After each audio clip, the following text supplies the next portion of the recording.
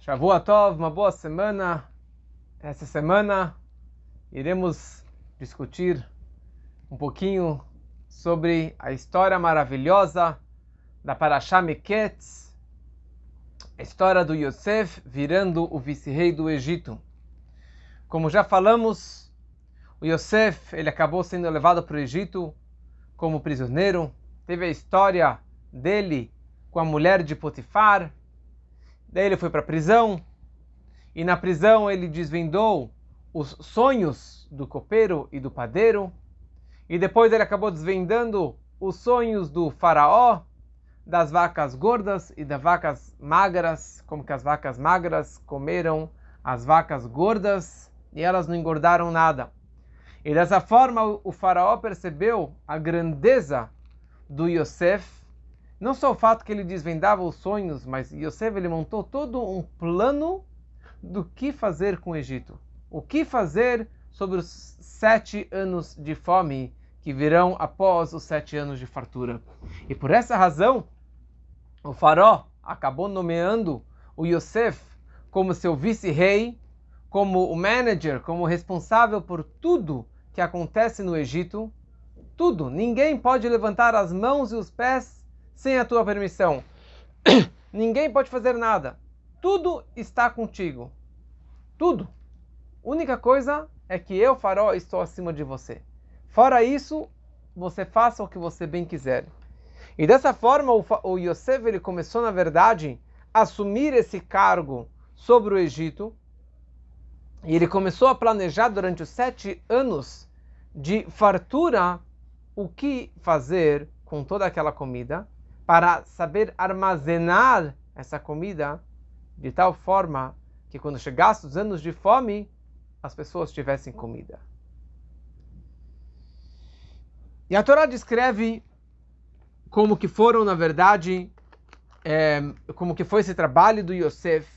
Ele começou a organizar que as pessoas, todas as pessoas dentro do Egito e fora do Egito, dentro da cidade principal e das cidades ao redor, que cada um guardasse e armazenasse a sua comida dentro de casa nos depósitos.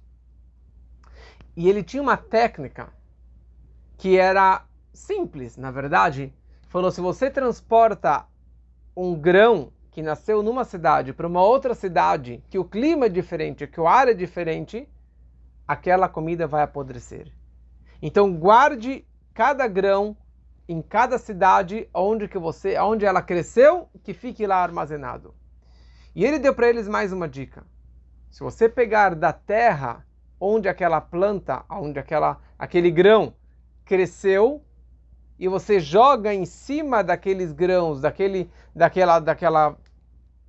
do trigo, da cevada, do que realmente cresceu, joga daquela areia, daquela terra por cima, isso ajuda a proteger aquelas plantas que não apodreçam e que os vermes e que os bichos não venham comer daquelas plantas.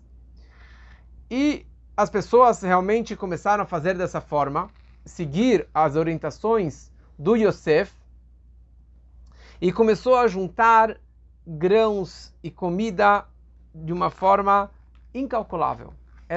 Não tinha como contar mais tanta comida e tantos grãos e tantas trigo e cevada que eles conseguiram realmente armazenar durante todos esses anos. E foi o que o Yosef ele começou a fazer. Mas o próprio Yosef juntou tudo isso. E na verdade ele comprava barato das pessoas para depois ele poder vender na época da fome. Porque ele tinha toda essa técnica e ele poderia ajudar as pessoas. E ele juntou quantias e quantias incalculáveis. Fala a Torá, Yosef ele tinha 30 anos quando ele começou a trabalhar para o faraó. 30 anos. E durante esses primeiros 7 anos de fartura, ele casou com a Osnat, a mulher dele chamava Osnat, que era a filha de Potifera, o sacerdote de On.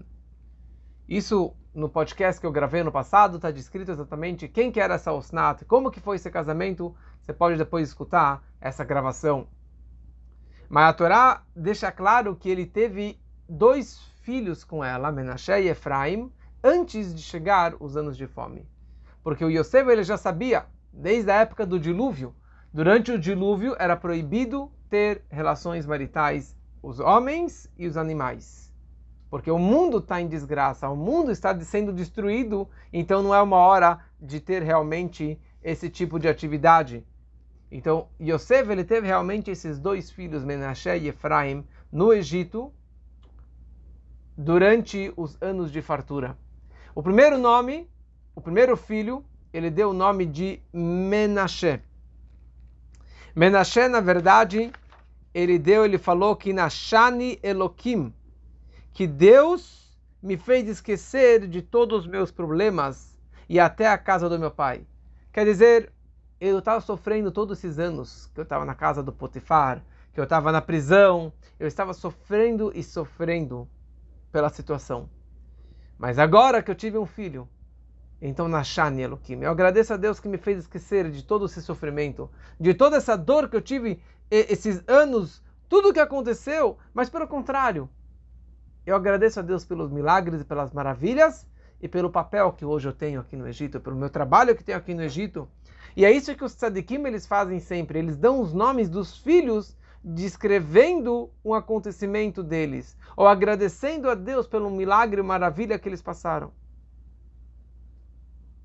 E o outro filho ele deu o nome de Efraim. Efraim, porque Deus me fez frutífero, de frutos, na terra do meu sofrimento. Quer dizer, que eu tive muito sofrimento e hoje eu sou frutífero e eu tenho tudo do bom e do melhor aqui no Egito.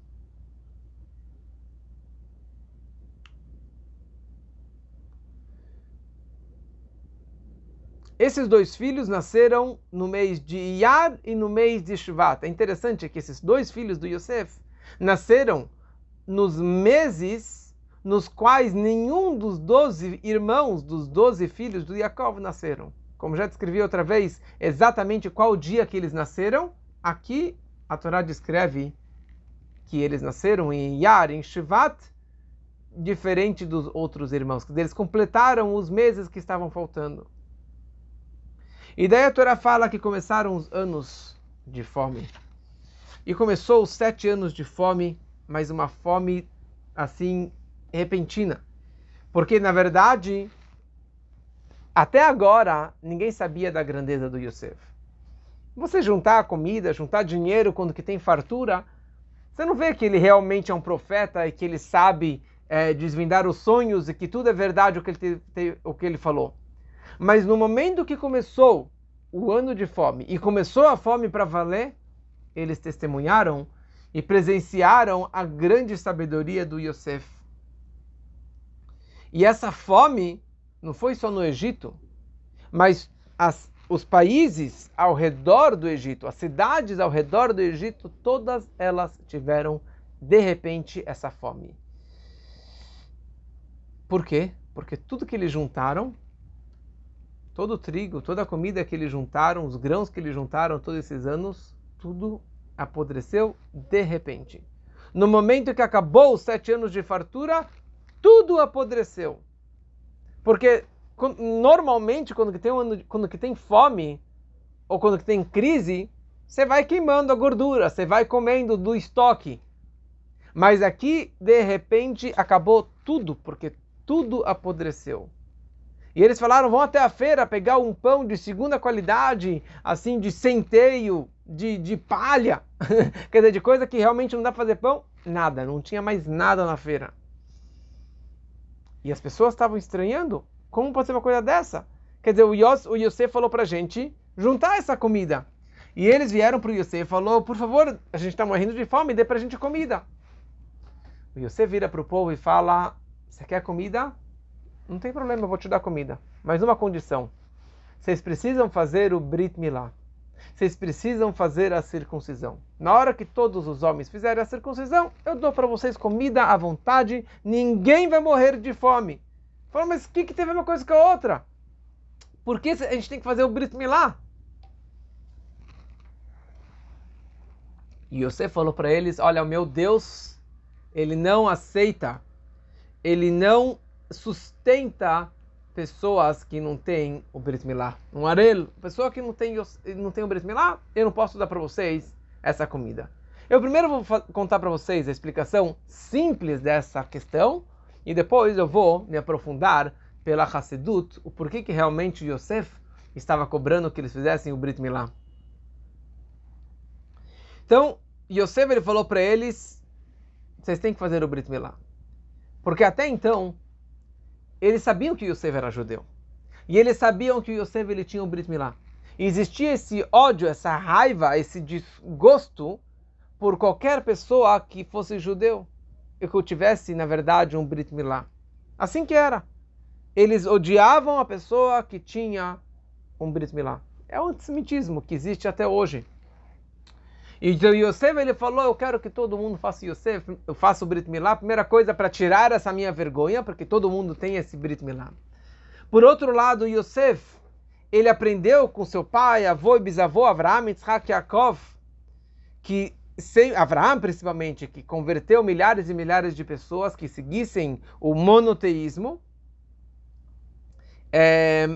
E uma pessoa que não tem o Brit, que ele tem o prepúcio, não é somente uma pelinha física, mas é uma pele no coração e é, na verdade, uma camada grossa e a pessoa fica mais grosseira. No momento que a pessoa perde o Brit Milá, desculpa, a pessoa perde essa casca, esse prepúcio, então a pessoa fica mais delicada e mais refinada. Sim, fica mais refinada. Ele queria, na verdade, que as pessoas fossem mais delicadas e que dessa forma eles pudessem ter mais fé em Deus, um e único, difundir o monoteísmo pelo mundo.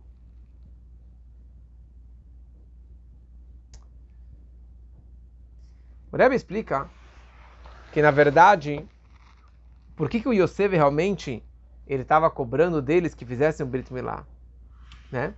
Por que isso? Porque realmente o Yosef, da onde que ele tirou essa ideia de fazer a circuncisão em todos? E o povo, na verdade, por outro lado, estava com medo.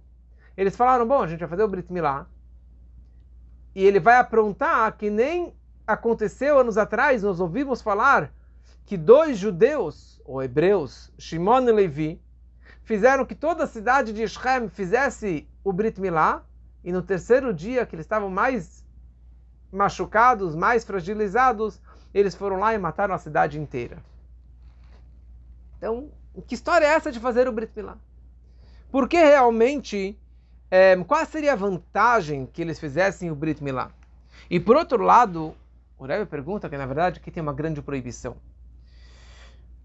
Os não-judeus, eles têm somente 7 preceitos universais. Sheva mitzvot bnei Noach, que isso veio desde Noé. Após o dilúvio, Deus passou para eles 7 leis universais para todos os seus descendentes. Uma dessas leis é que você não pode comer um ever minachai, um órgão de um animal vivo. Você não pode fazer o animal sofrer e você não pode cortar um órgão de um animal de tal forma que ele está vivo ainda e comer esse órgão, comer essa coxa e depois matar o animal. Essa é uma proibição. Ao mesmo tempo existe a proibição de você tirar sangue de qualquer criatura e tirar o sangue próprio. Você não pode matar ninguém e você não pode se autoflagelar, você não pode se machucar. Você não pode tirar sangue à toa. Você não pode tirar sangue do seu corpo. É uma proibição. É uma proibição da pessoa tirar sangue. Que, aliás, por essa razão, Avraham Avinu, o patriarca Avraham, apesar que ele guardava todas as mitzvot antes da outorga da Torá, uma única mitzvah ele aguardou a ordem divina, fazer o Brit Milá. Ele esperou até os 99, quando que Deus ordenou para ele que ele fizesse o Brit Milá. Por quê? Se ele fazia todos os preceitos antes de ter sido ordenado, por que ele não fez o Brit Milá antes da ordem divina? Porque Avraham, ele não tinha o direito de se autoflagelar. Ele não tinha o direito, pelas leis universais, pelas 7 leis universais, porque ele ainda não era um judeu, ele ainda precisava cumprir as ordens divinas que passaram para Noach e para todos os seus descendentes. Então não tinha o direito de tirar sangue, de se machucar. Por um preceito, o Brit Milá, a circuncisão que seria ordenada só séculos para frente. Por isso que ele não tinha o direito de se auto-machucar. Somente no momento que Deus falou para ele, faça o Brit Milá, agora é uma ordem divina, então eu tenho o direito de realmente cortar e fazer a circuncisão. Então, se é assim, com qual direito Yosef ele tinha em ordenar que milhões e milhões de egípcios abaixassem as calças e fizessem a circuncisão? Existe uma proibição de Deus de não tirar o próprio sangue. Por que de repente o Yosef ele decidiu que era uma atividade, realmente era tão importante fazer isso com todos os egípcios? E aliás, fazer o Brit Milá não faria a conversão. O Brit Milá virou parte da conversão depois da outorga da Torá. Mas naquela época, ser judeu, ser hebreu, ser um monoteísta, era questão de fé e crença em Deus, e não uma questão de simplesmente fazer a circuncisão.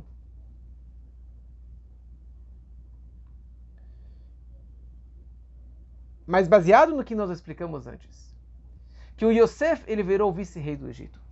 E o faraó colocou todos debaixo dele. Tudo. Ou seja, tudo que vai acontecer no meu povo depende de você, está na tua mão. Você vai sustentar eles, e eles serão seus escravos, eles serão seus assistentes, ele é teu povo, você faça o que você bem quiser. Ou seja, eles todos te pertencem. Todos estão debaixo de você.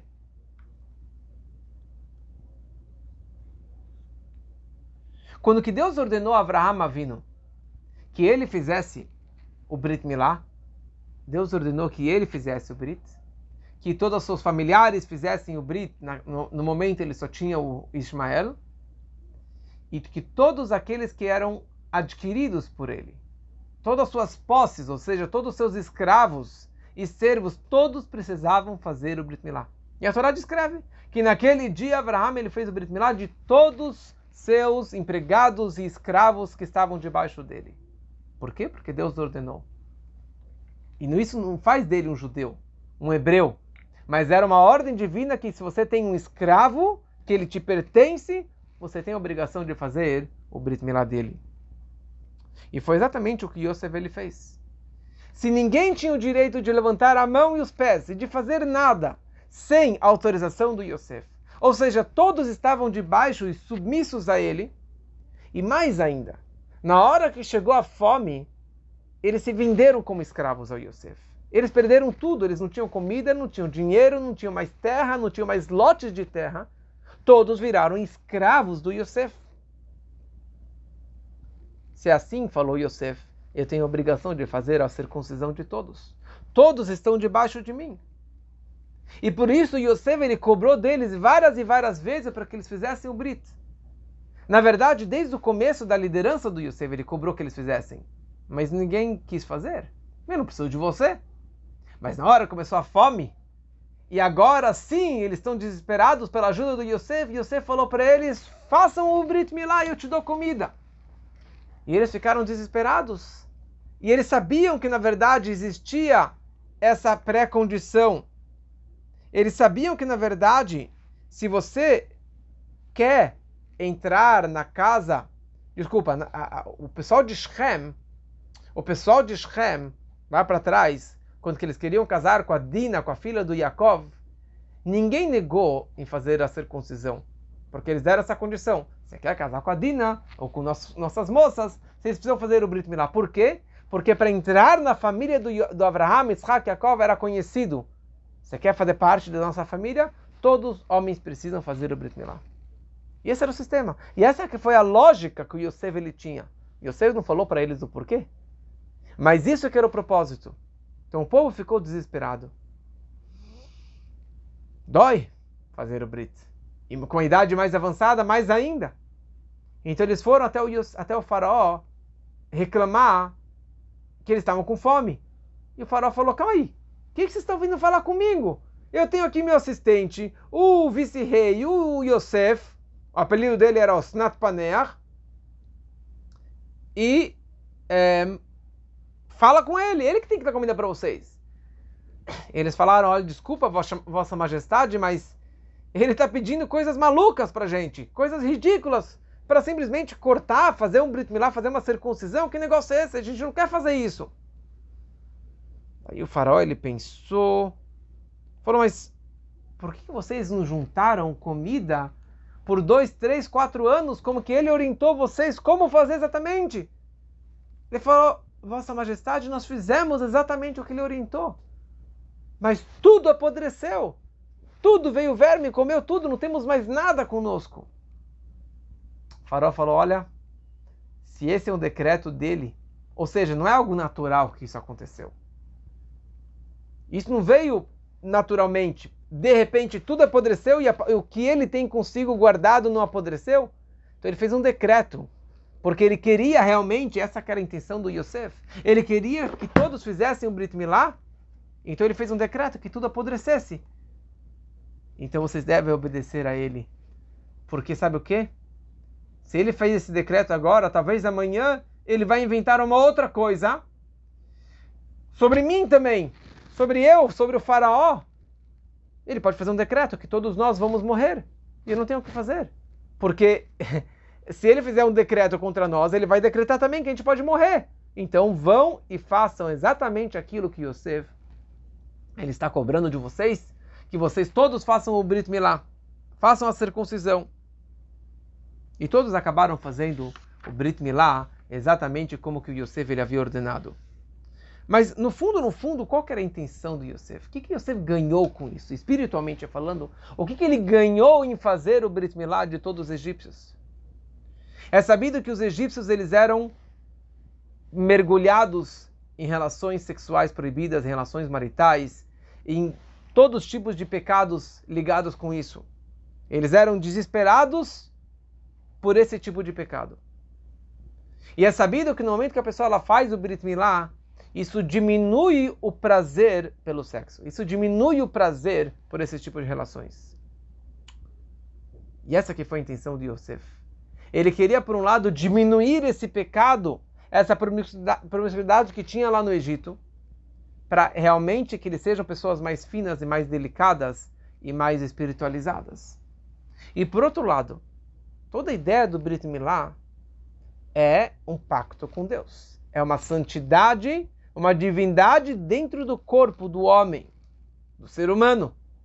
E com essa forma, Yosef ele conseguiu trazer santidade dentro do povo egípcio e elevar todo aquele povo para o nível mais elevado, para o nível mais espiritualizado.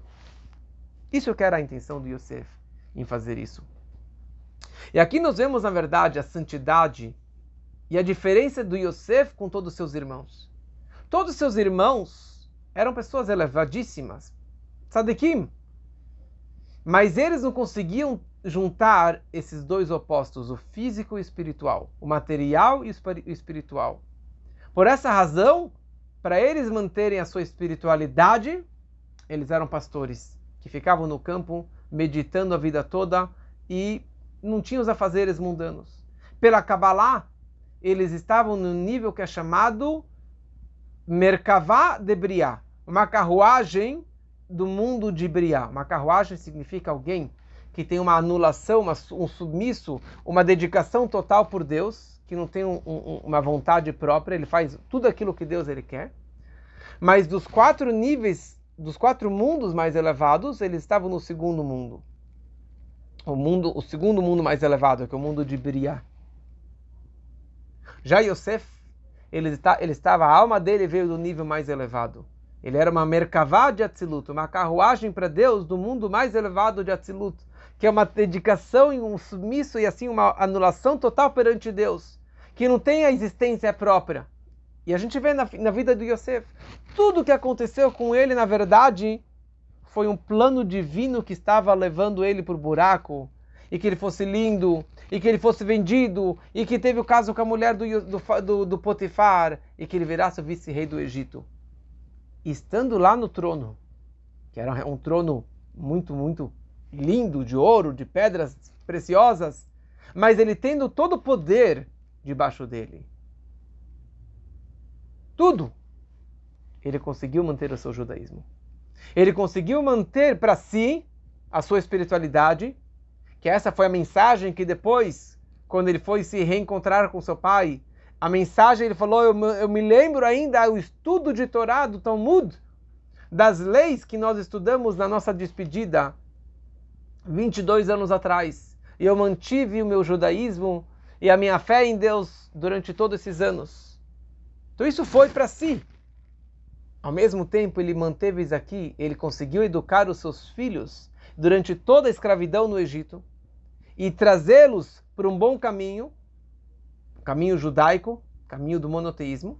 Não somente isso, ele conseguiu influenciar o Egito inteiro, que também tivessem fé em Deus. E que todos fizessem o Brit Milá. E que todos realmente pudessem seguir esse caminho, ou de ter alguma chama, de ter alguma ligação com Deus. E por isso que nosso povo é chamado Tzon Yosef, o rebanho do Yosef. Porque no momento que Yosef ele ficou lá no trono no Egito, e conseguiu trazer espiritualidade dentro daquele lugar tão promíscuo, tão baixo espiritualmente, tão idólatra, tão perverso, trazer esses valores, ele deu para a gente, para nós, o povo que foi escravizado no Egito, esse poder de manter essa espiritualidade também para todo sempre.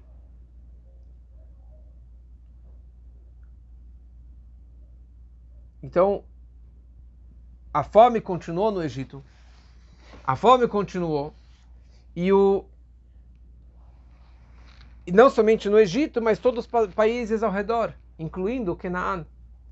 E quando chegou a fome na família do Yaakov e seus filhos que estavam lá em Canaã, Yaakov ele vira para os filhos, ele fala, olha, nós temos ainda comida aqui em casa,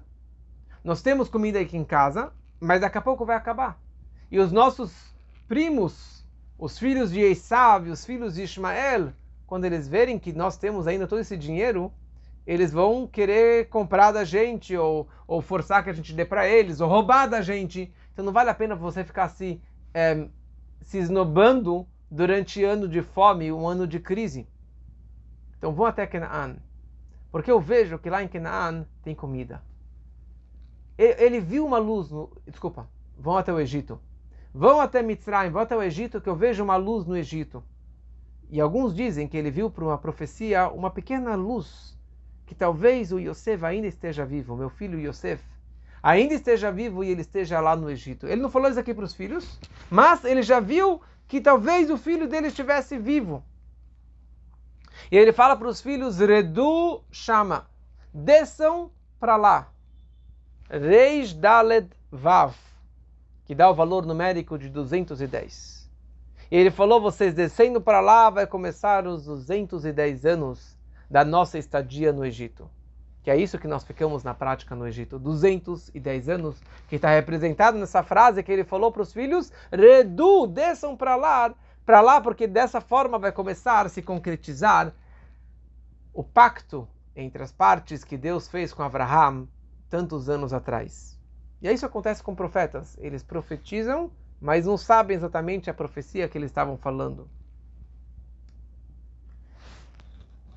Os 10 irmãos foram para o Egito. Os 10 irmãos juntos. Eles precisavam se proteger aqui de várias coisas. Porque na verdade poderia só um deles ir para o Egito, comprar comida e voltar para Israel, voltar para Canaã. Mas aqui tinha algumas coisas. Eles precisavam se proteger da força do mal que se apega numa hora de perigo. Eles, por outro lado, eles não queriam se separar, porque eles estavam unidos. Por outro lado, eles estavam com medo de ladrões que poderiam roubar a comida que eles comprassem. Por outro lado, eles queriam ter 10 homens. E na hora que tem 10 judeus juntos, a presença divina está lá, paira entre eles. E ao mesmo tempo eles podem rezar com minyan, 10 pessoas juntas, trazendo a presença divina. E eles estavam, na verdade, lá como irmãos do Yosef, Achei Yosef, irmãos de Yosef. Eles estavam preparados para qualquer situação, para resgatar o irmão de boa, com todo o dinheiro do mundo, ou com guerra para resgatar o irmão. Se eles acharem o Yosef, vamos fazer de tudo para resgatar esse nosso irmão. E é isso que eles estavam fazendo no Egito. Eles foram para lá com essa missão. Provavelmente o Yosef está lá.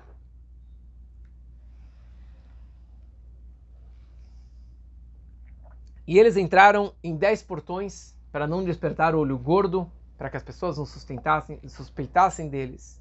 Porque eles eram 10 homens altos, fortes, lindos fisicamente e com certeza que iria chamar a atenção.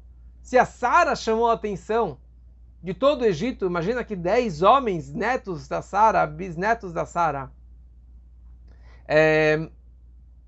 chamando tanta atenção. E eles se espalharam entre o povo. E a Torá descreve que Yosef ele era o responsável por tudo. Yosef, apesar que ele era o vice-rei, ele próprio distribuía comida para cada pessoa que vinha até o Egito comprar comida. Yosef ele fez 3 leis, 3 decretos em relação à distribuição de alimentos. Primeira coisa, ele falou que nenhum escravo pode entrar no Egito. Quem que vai comprar comida não é o escravo, não é o funcionário, e sim o proprietário. Somente o dono pode comprar comida.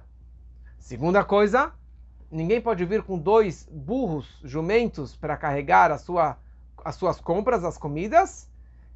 E por outro lado, você não pode revender isso em outro país, em outra cidade, para que todo mundo viesse até o Egito comprar a sua própria comida.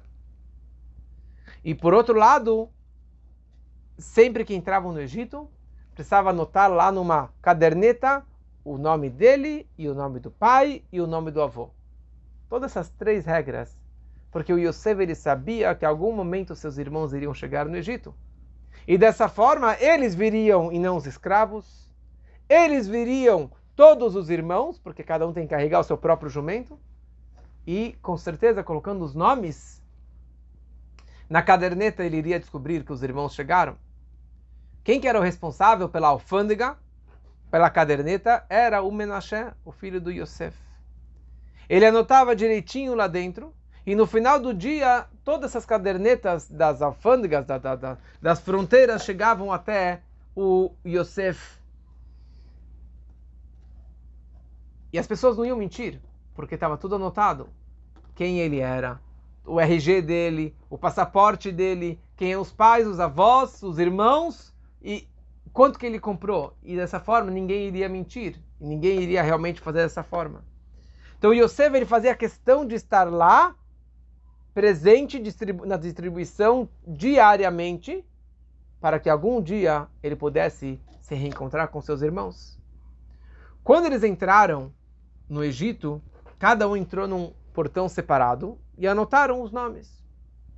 De noite, quando que as cadernetas chegaram na mão do Yosef, ele viu lá Reuven, filho de Jacob, Shimon, filho de Jacob, Levi, filho de Jacob, e assim por diante, todos os nomes lá. E ele ficou desesperado. Ele falou, bom, ele chamou lá o responsável lá da feira. Ele falou, olha, se esses homens com esses nomes aqui aparecerem, tragam todos eles para o meu palácio imediatamente. Só que eles não foram direto para a feira comprar comida. A primeira coisa que eles foram fazer, eles foram procurar o irmão. E eles falaram, olha, onde que o Yosef poderia estar? Nós vendemos ele como escravo. E o Yosef, ele era lindo fisicamente. Ele era muito, muito bonito. Então, provavelmente, se ele é um escravo lindo, ele deve estar na feira de prostituição. E foi para lá que eles foram. Não Deus nos livre para pecar, não para fazer nada de errado. Eles foram lá simplesmente para buscar o irmão Yosef, que se encontrava naquela feira tão baixa, tão famosa, mas esse era o propósito deles. E no final do dia, o Yosef esperando os irmãos que aparecessem, ninguém apareceu, eles não foram comprar comida. Passa um segundo dia, eles não aparecem. Terceiro dia, eles não aparecem. O Yosef, ele chama 70 soldados fortes. Ele falou, fazem uma ronda pela cidade toda para achar esses homens. E chegaram lá na feira e acharam todos lá. Prendeu, ou chamou todos eles e levaram eles diretamente até o palácio do Yosef. E eles no caminho, eles falaram, bom, vamos falar a verdade. E se não, vamos, se Deus quiser vai dar tudo certo. Quando eles chegam na presença do Yosef, eles se curvaram e colocaram a cabeça no chão, se ajoelharam perante ele, que assim era a forma que as pessoas se curvavam perante os reis. E naquela hora, Yosef, ele viu os irmãos, ele reconheceu eles, e ele falou duro com eles, falou: "De onde vocês vieram?" "De Canaan, para comprar comida." Yosef reconheceu todos os irmãos, mas ninguém o reconheceu, porque eles estavam 22 anos separados. E Yosef, quando se separou dos irmãos, ele tinha 17 anos, ele não tinha barba ainda, mas todos os irmãos já eram mais velhos, quer dizer, os mais velhos ele com certeza reconheceu, e os mais novos ele também reconheceu. Na verdade, mais novo do que ele só tinha o Benjamim, mas ele reconheceu todos os irmãos. E eles reconheceram Yosef pela aparência de uma pessoa muito mais velha, e principalmente pela posição que ele se encontrava agora. Pela posição de ser o vice-rei do Egito, eles nunca imaginariam que Yosef seria o vice-rei do Egito. E principalmente que eles venderam ele como escravo.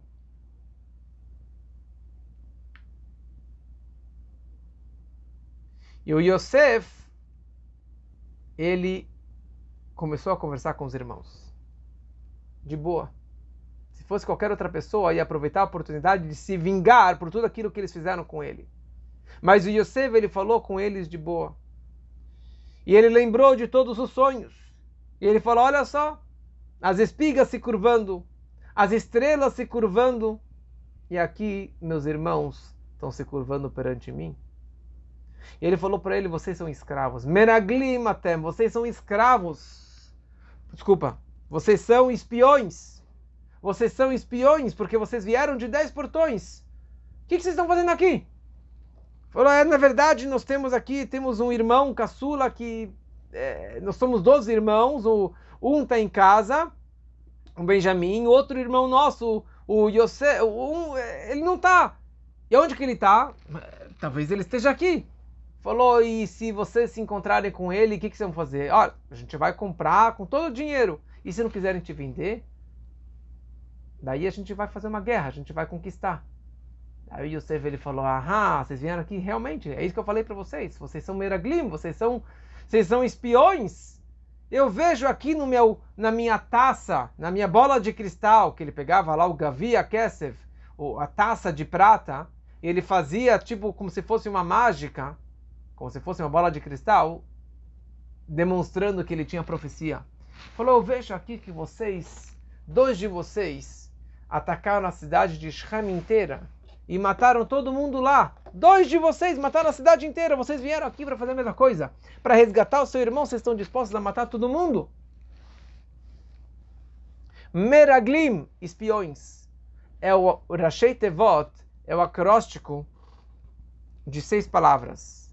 Meimi Rachel ganavtem, Lamidyanim, Ishmaelim machartem. Da minha mãe Raquel vocês me roubaram. Para os midianitas e para os ismaelitas vocês me venderam. E eles falaram: não somos escravos, nós simplesmente está com medo de um ainará, de um olho gordo, por isso que a gente separou assim em vários portões. Ele falou: vocês são mentirosos, vocês estavam na feira de prostituição, então com certeza vocês foram lá pecar, vocês não estão arrependidos pelo seu irmão, então vocês estão aqui, na verdade, vieram aqui pecar, aprontar. Eles falaram: não, a gente... E Yosef, ele falou: olha, eu só acredito em vocês se vocês trouxerem o seu irmão caçula que está em casa, o Benjamim. Eu juro em nome do faraó que vocês, senão vocês são escravos, senão vocês são espiões. Eu juro. Sempre que ele jurava em falso, ele jurava em nome do faraó, que era um perverso. Eu quero que vocês tragam esse Benjamim. Enquanto que vocês não me trouxerem o Benjamim, vocês não podem voltar para o Egito. E dessa forma ele pegou um dos irmãos, ele pegou